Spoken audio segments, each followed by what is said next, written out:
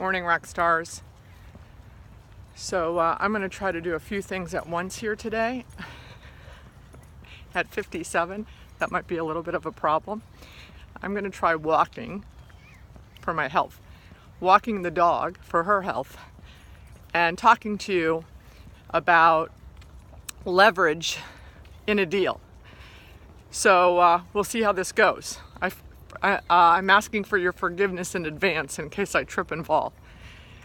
So when do you have leverage in a deal? I'm talking about specifically when you have someone calling in on one of your properties.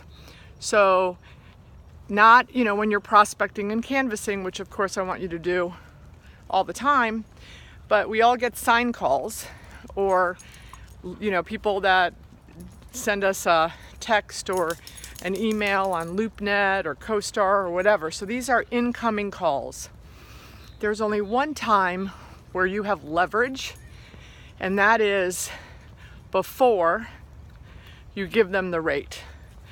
Now, on an aside, let me talk to you about a little thing that is a pet peeve for me, is when you guys say, and I do it too, I'm quoting, put that in quotation marks, or I'm asking $20 a square foot. What do you think we're telling the prospect when we say I'm quoting or I'm asking? Obviously, we're saying that we're negotiable right off the get-go. I don't think that's what we should be doing. So let's all try to remove that word I'm quoting or I'm asking and just say the rate is $20 a square foot. That's one thing. But back to the leverage.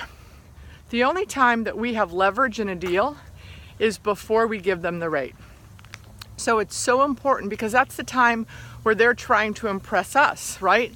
They want our information. It's the only time where we've got something that they want.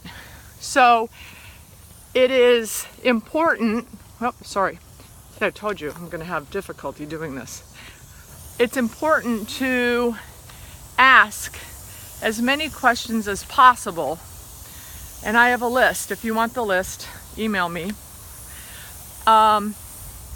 Before you give them the rate. Now, serious people that really want the deal and understand leasing and real estate, what I find with those people, they don't mind the questions because they want to make sure the space is right for them too. So I know that most of us ask, 2 or 3 questions. We ask, what's the use? What's the square footage? And do you have other locations, right? Well, my list goes into much more detail. The most important question that I like to ask, which always comes back to help me later on when they start bringing up objections, is why did you call on my center? When you ask them, why did you call on my center, before you give them the rate, they tell you, 3 things they love about the property. This is going to come in very handy when they start bringing up objections later. For example, at one of my properties, Shops of Arrowhead, when I say, why did you call on my property? They always say, we love the traffic. We love how busy it is. Well, guess what the number one objection is when they come see this space? The parking. It's not really a true objection because they really want the traffic. And I know that, but I think that if I had not asked them that in the beginning, what do you love about my property, or why did you call about my property, when they brought up the objection in the negotiations, I might take that objection a little more seriously. So that's my favorite question to ask. I also ask, what are your startup costs? Or have you considered, or do you know your startup costs? I also like to ask, are you looking in other markets besides my market? And if they say, no, I'm just looking in your market, then I ask and say, well, what other landlords have you called other landlords, and have you spoken to, gotten information and rates from other landlords? So I also ask, if your startup costs are 50 grand, do your financial statements show that you have the 50 grand?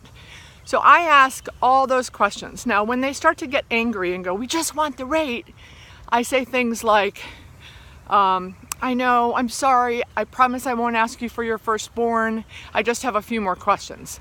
So when they start getting hot and bothered, I try to speed it up, but I try to get as many questions. I don't end the call with 3 questions: use, square footage, and other locations and experience. So that's when you have the leverage. That's when you need to capitalize on the fact that you have the leverage. Take another couple minutes on the phone call to ask a few more questions. I promise you'll get better at it each call. Every call you'll get to ask one more question to the point where you can ask, all 20. If you want the list, let me know. I'm happy to send it. And how did I do? I walked the dog, I walked me, and I helped you guys, gave you some tips on leverage today. So love to hear from you. Hey, subscribe to my YouTube channel. That's where I've got to think about 30 other videos on there.